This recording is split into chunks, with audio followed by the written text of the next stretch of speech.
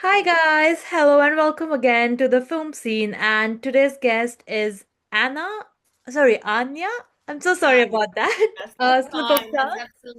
That's fine. Yeah. Sorry about that. So I'll let you introduce yourself before I mess up any further. Yeah, that's okay. My name is Anya, and I am an actress. Basically, I do have a stage name, which is Anya McGregor. So my original name is very complicated. It's Anya. I mean, like surname Anya Grigor Chap. So it's pretty hard usually for people to be able to, to memorize that. So Hard to that's why. spell, I guess. Yeah. But yeah, no, amazing. So, because you're an actor and I like love to ask this question to all the actors I have here is what was the first creative spark that that inspired you to like basically try acting out? The thing is, I'm one of those actors who started like basically from the kindergarten. So Hmm. for me, there was no change. I always wanted to be like the center of attention. That's kind of, thing. So as long as I remember, I was always participating in all kind of competitions for the young, let's say, actors. We were not Hmm. actors, but poem reading. Then I was doing the drama classes, and we had like lots of tours without theater in the place where I lived. So we played like some kind of fairy tale themes and stuff like Oh, that. So, and then actually I had a change in career because I decided not to do acting and I became oh. an interpreter. But yes, and then I returned back to acting when I was already like 25. Yes. Oh, that's amazing. So it's like acting was always your calling and you just like couldn't leave it, you know. That's that's actually an interesting story. So do you like what is like the first performance you like ever remember that was like, oh, I remember this as like my fir very first acting performance. Well, it's actually not a performance, it's an accident, which I Oh. remember. And I was little, I was probably 4 or 5. And my mom wanted to do the like kind of headshots, but just the photos. And we came to this guy, but he was not there. And somebody told he is like right around the corner, there is a wedding, and so he's shooting at the wedding. If you want to, you can go there, and he can quickly shoot her as well, and so you'll have your photos. So we dropped there, and they put me like everybody, as you can imagine, wedding, everybody is happy, drinking, and just having Yeah. fun. And my mom comes with me and says we need to do the photo for us. And so the photographer starts shooting me, and I remember like lots of people standing around looking at me and giving me some like, okay, smile or do this. And I was like smiling, I guess wrong way. I was opening my mouth like, and they were Oh. all laughing like crazy. And I was like, what's going on? It was the first like self awareness moment. So it was Hmm. around 4 or 5 years old. So something like that. Oh, So it was that's fun. amazing. Yeah, no, that's brilliant. That's a very interesting story. So, you also like mentioned that you have done a lot of theater and film. Is that right? Yes. So, do you like tend to like lean more towards theater or film? Like, which one do you prefer? I have absolutely equal love to the theater and to the film. It's like, sometimes people say like theater is my wife and film is my lover. I think it's probably something like that. So I love Mm, theater exactly like my husband, and I probably like cinema and films like my lover. mm. And it's like both are very different, but I like both. Yeah, I think both have like their own advantages. Like with film, I think you have different takes. So if you forget a line or mess up, you have that redo. I think like that's what I like.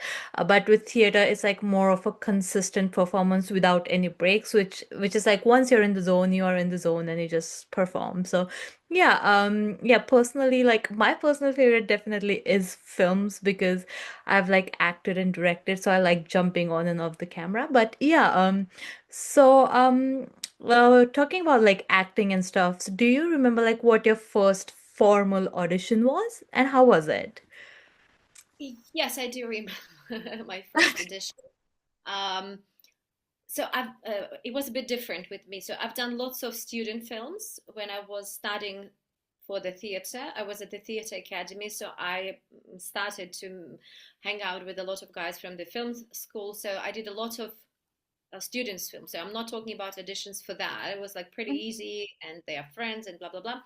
But regarding the like real film production, commercial film already, um, so that was my first guest star, I think, role, and it happened so that we had a party at my home the day before, and we were drinking, having fun, and everything. And early in the morning, I have a call, and this is, I don't know, out of the blue, the casting director calling me and telling that they have their actress who basically dropped. I Oh. don't know if she was sick or something, Mm. and that they need me to come today, just Oh. without, like, I don't need to memorize the lines, just to come for the in-person edition.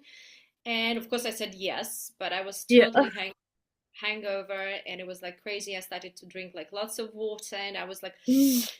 didn't know what to do. And basically I came there, I met the director, we talked, and he gave me a like small scene, and we tried it different ways, and he said, Mhm. okay, you are like confirmed, you're gonna be doing this job. So that's it. Oh, that's That's my first amazing. ever. That's my first ever audition. Yeah.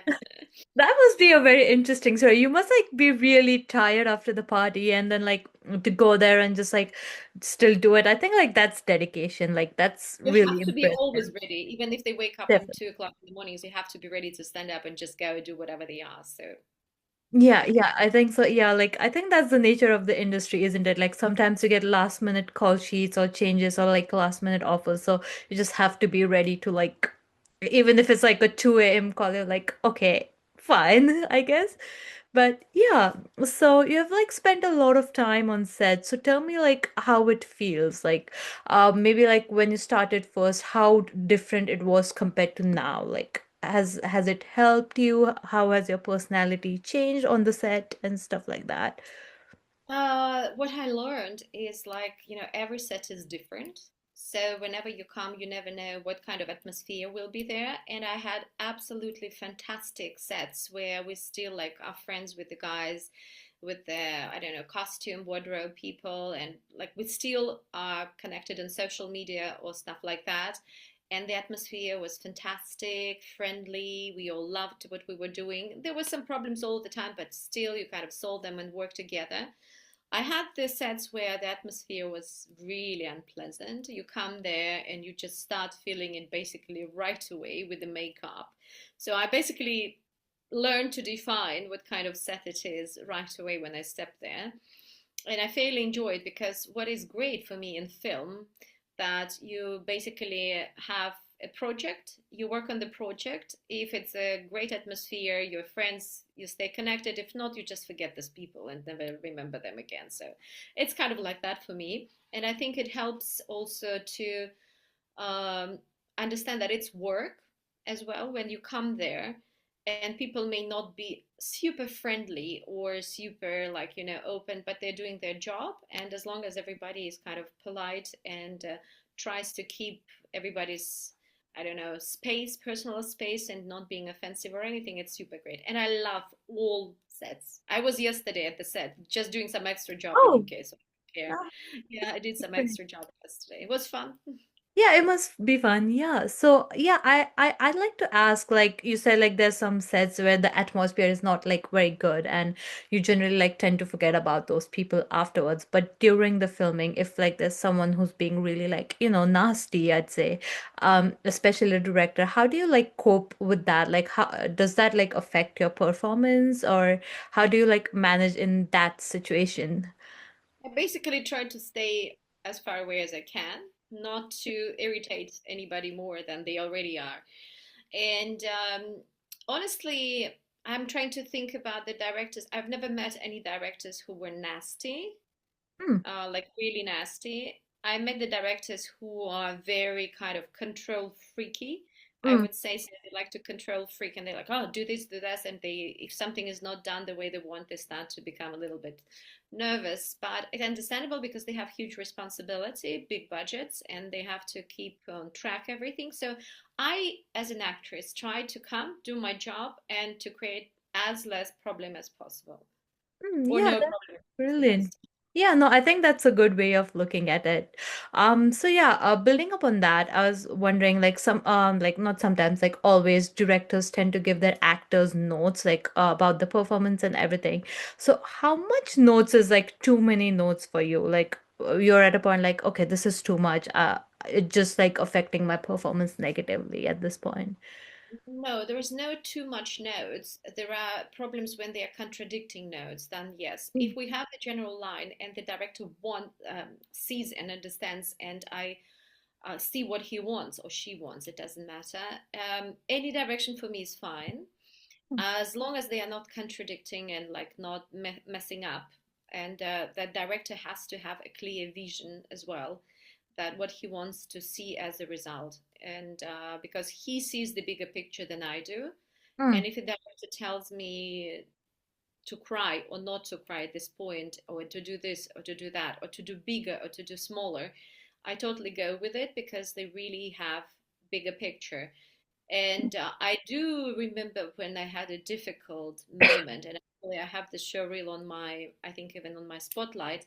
mm. It's the scene with the home violence when the husband is beating his wife, and I've never had this experience in my life, so it's kind of was tricky. And then we spoke with the director, and she was trying to explain me because she probably had this kind of father or somebody who was dominating, how you feel and how you should try to portray, because obviously I have no experience like that, Yeah. so for me it's pretty hard. But she explained and it worked. Somehow it worked. I mean, maybe it's not perfect and somebody who went through it could do a better job, or if we had more time and worked deeper, maybe we can get a better result. But we did what we could, so it was Yeah, good. definitely. And is it like tough filming those sort of scenes? Because I know they are like very emotionally heavy, and you generally have like a lot of people on set to make sure like the actors are fine, like intimacy coordinators and stuff like that, to make sure like the actors are like not, emotionally or physically hurt. So is it like tough filming those kind of violent scenes? I would say for me, no, because I am pretty much always in contact, or I can always ask for the help, and I have my like psychologist, whatever, shrink, whatever you call it. So, and I know how to. Plus, when you're trained properly, nicely, and Mm. really trained as an actor, you know how to go into the part and how to go out of it, so you don't carry this with you. It does affect you when you work on the very deep things, because I've done pretty deep stuff and I like Mm. doing deep stuff and I like difficult things. For me, when I come and I just like, you know, talking head, and it's like, it's office. Oh, yeah, something happened. Okay, I'm jealous. She's jealous. This is kind of, I do make it too. I can make it, but it doesn't excite me. There is no challenge. So I like heavy stuff. Yeah, I think heavy stuff is like a pretty good challenge for actors who are like starting up, I think.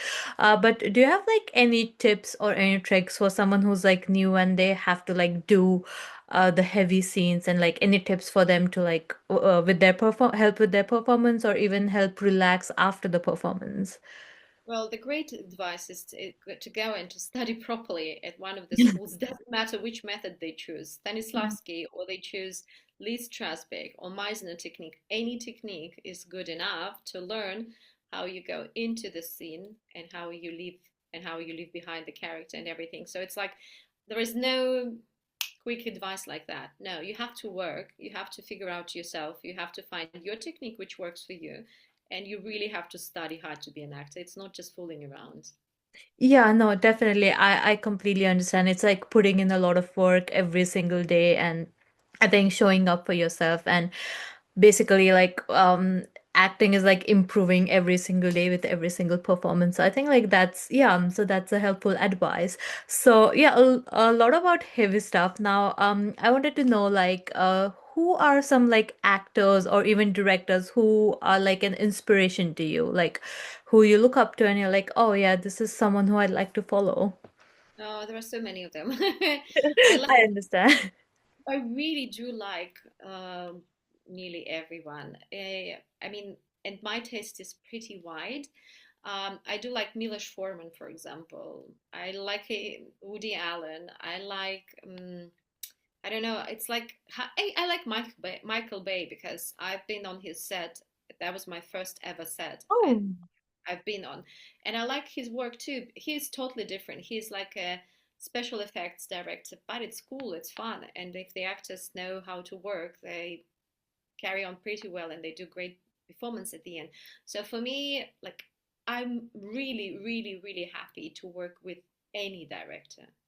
Even if it's a beginner, if it's a student, I'm really happy to work because I'm enjoying when people are exploring, when they mm, want to learn, and when we are kind of co-creating together. So if a person is ready to co-create, so that's it. yeah, And same with the actors. I mean, I have some favorites. Like I really like Meryl Streep. I like oh yeah. Leonardo DiCaprio. I do like Kate Winslet. I like really. There are so many actors like Nicole Kidman. Everybody's so great and so Yeah. different.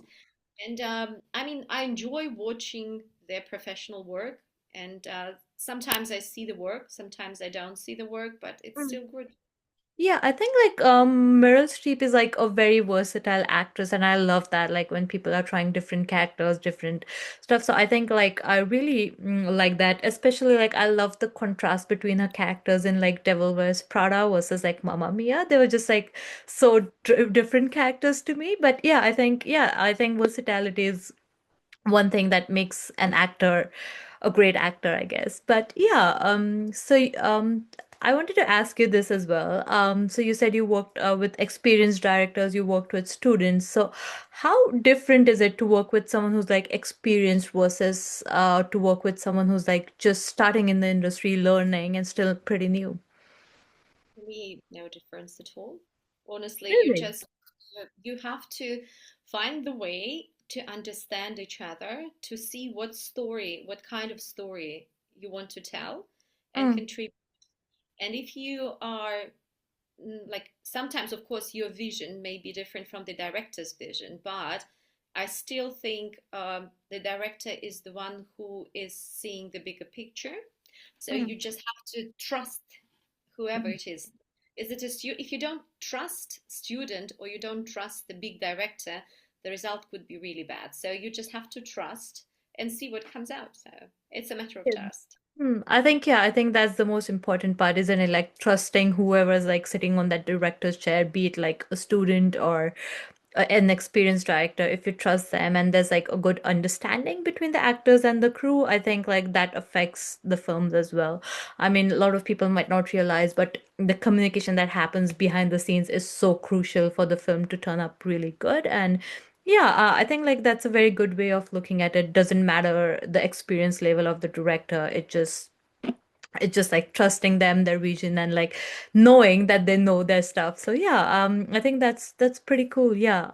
So yeah, tell me one thing about the film industry that you learned over your career that has really like surprised you, or that was like a good surprise, or maybe even a bad surprise, I guess. Oh, I don't think there are any big surprises, to be honest. I do understand that it's like film industry or any other industry is based a lot of networking and connections, Mm, and it's not an exception too. Because if you are not known to the casting directors, producers, directors, whatever, well, they can't invite you. They don't know you exist. So the mm, most important thing is to be always there, to be seen, to go to the workshops, whether you like it or not, to go to the networking events, parties, and meet people everywhere, everywhere. So it's just like any other mm, industry, pretty much. So I don't think there were any big surprises at all. mm. Like probably the big surprise for me in UK, and I didn't know that before I came here, was that we have the Spotlight. And Oh, before I came, Spotlight, it's like a website where everybody has to be registered if you are an actor and you want to be mm, known there. And I had no idea that as an actor, when I register there, I basically don't see the biggest amount of work which is put there. It's like closed mm. access. So Oh, when you Yes, that was very unpleasant surprise. And mm. then I joined the agency and I realized that my agency has the access to Oh, certain level of the breakdowns, the certain level of They don't see everything which is about there.